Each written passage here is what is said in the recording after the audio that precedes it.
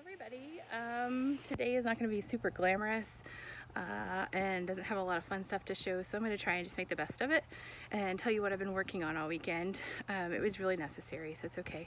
But I am here at Mike's door, which currently is not a door, but will be soon. And one of my goals for the weekend was to not replace, but shore up this joist. Basically, we're going to replace it with another one.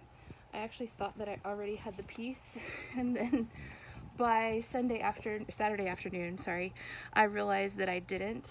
I had one size thinner, and unfortunately all of the lumber places are closed that can deliver, and this is going to be such a long piece. It's not something I would get from Home Depot anyways, because apparently their trees are curved. But we have a couple of local lumber yards, and they will deliver, but only Monday through Friday and Saturday morning. So that kind of beat my whole weekend of being able to make progress on that, but totally fine, because I'll just do a little bit better planning and place the order, and hopefully we'll get back on track soon. So the plan is, though, just take out these couple last pieces here, and then I'll be able to pop that new joist in and start picking up the existing flooring and installing all new flooring again. That's another order that I needed to place anyway, so I'll probably do that all at one time. And of course that costs money, which always makes me nervous. I hate spending money, but anyways, so that is one of the big efforts there. The next thing is framing in this wall in this section between this this basically column and that area over there where the flue is located. On the other side of this, currently I'm planning on putting a stove. I know there is a lot of preference to putting a kitchen sink across from a window, but got a few issues with doing that. Anyways, I will show that at some point as to what decision I've made and why, because I think that's kind of interesting. A lot of times we look at it as the sink is next to the window so you can look out, but there are so many other things that you have to take into play. One of that would be pipes, both water, hot and cold, and the drainage that's associated with them. Getting electrical wiring in, getting venting from a stove. There's a lot to think about when you start putting together a kitchen, and I don't put together kitchens every day, so I've done a lot more medical clinics than kitchens, so kind of funny, ironic. Anyway, so one thing I did want to talk about is something I found kind of interesting. So we took off the siding here, so basically it was one long piece of siding that went from that side all the way to the end. I will have to go back and put in a little bitty piece of siding that goes all up along this wall. Very interesting though, this wall had to have been worked on twice, because we know that the siding was originally there just in kind of that small portion, and this was all screened. So somebody at some point did open this up, but at that point did not put insulation in. This is the north wall. I have no idea why they wouldn't have gone to that effort, but we will put some insulation back, so hopefully that will help. Another interesting thing to look at is the electrical wiring. This is all dead, by the way, because we cut a whole bunch of our power. So this I found was really kind of interesting though. I disassembled one of these yesterday, and it took me a minute to learn how to do it because it's not something that you would be able to buy today that I'm aware of. Basically what this is a junction box that's put in after all the walls are closed up. You'll find a lot of electricians prefer all of your walls to be open like this, or they can go in and wire everything like they would in new construction. The reality is that when you're doing historic preservation, you don't want to go in and cut a whole bunch of holes in this, because all of this wood is actually structural. So I actually had electricians that didn't even want to do work with me for that reason, which is fine. I want somebody who really knows what they're doing and wants to work hard, so totally cool. Anyway, so this is interesting though. It's a plastic box, and then this is actually a pretty stiff metal piece. And so what they did was they squeezed it to get in through that opening, and then once it was in, they tightened this screw right here, and that would suck it in and basically clamp it up against this wall. We do that in a modern way today, but this is pretty tough. It is not going anywhere, and I'm actually really impressed by that. And then you've got basically your supply and your wire that's going in and feeding your switch as well. So I just thought that was interesting. A more modern way that we do that today is basically all plastic. So this is the plastic version of that. And basically it's got these little things that as you tighten the screw, they will flip up and hold this part against the wall as well. So it would basically look like this. And then as we tighten the screw, this part would come up and clamp up against the wall, if that makes any sense at all. Anyways, so kind of neat. I'm going to be putting a lot of new boxes in soon, hopefully. And we're going to be converting our electricity over, so I am super excited about that. I wanted to give you also an update a little bit on the inside. And you guys, it is hot today. You would think it wasn't so bad, but the humidity is absolutely insane. Here's my junk pile. When I crawled all the way over here and was on this side of the house, I kept just throwing trash out the opening, so I gotta clean all that up. If that gives you any indication of all of the junk that was underneath the house.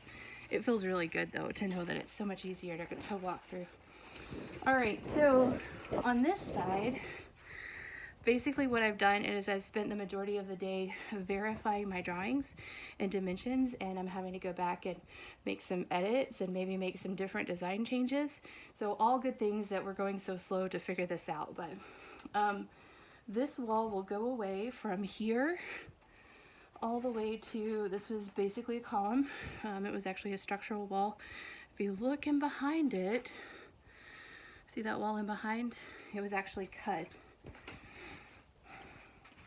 So here you can actually see the remnants of the wall. Here's the stud, there's the siding, there's the shiplap. And that's basically the construction of all of the exterior walls. This is a 3.5-inch stud, so not so old that it was a true 4-inch. Other things that are kind of concerning to me, lateral bracing. So this would have been diagonal bracing, and they just cut it. I may actually go back and run the angle, because that might actually tell me where the door was located. So kind of an interesting thing to look at. Also, there was lateral bracing here, I can tell. So kind of cool. So basically this will go away. All the plumbing and stuff will be rerouted anyways, just like we planned to do. So you will come through the back door, and then this will be open, and then you have the option to go through a door that's located somewhere around here. Okay, so the next thing, I just realized my doors are backwards too. This is what would have been the butler's pantry. At some point there would have been a wall, you see right here, that came all the way down. I think there was probably a door located in that as well. Hopefully we are going to use that wall to our advantage, to help split up the space, but also keep it functioning so you can go in and out. I have already enjoyed coming in the back and just walking straight through at this point. I don't know if it's because it's novel, but it actually makes really good sense. So you can tell one of the things I did today was quite a bit of cleaning, or actually that's what I did yesterday. And the value of that is I could actually go through, I could deal with my wires, make sure everything was dead.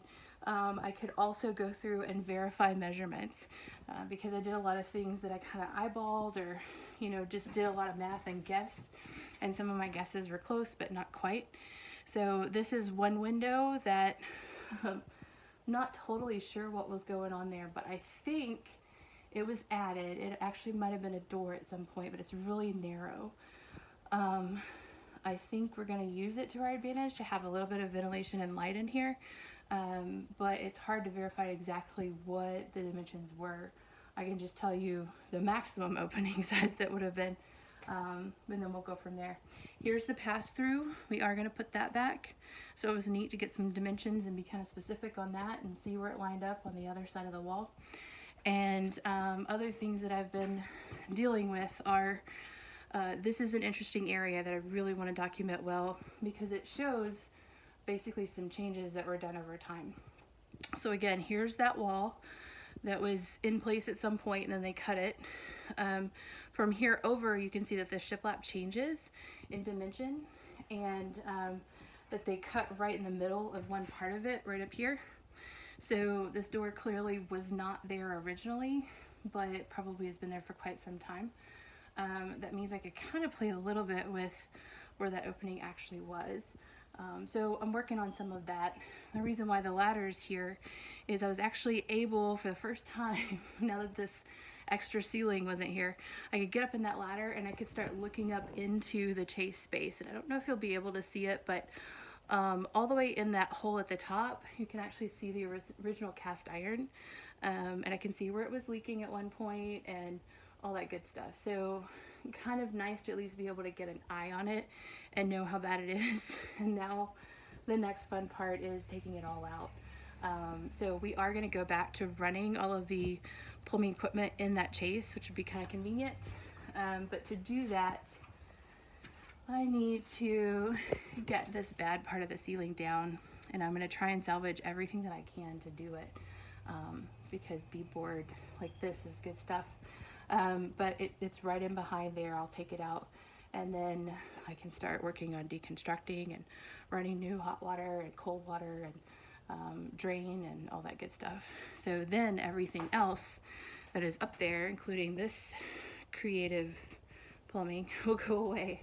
Now y'all can make fun of me all you want, but this is actually way better than what it originally was, and I still need to get together all the old pieces.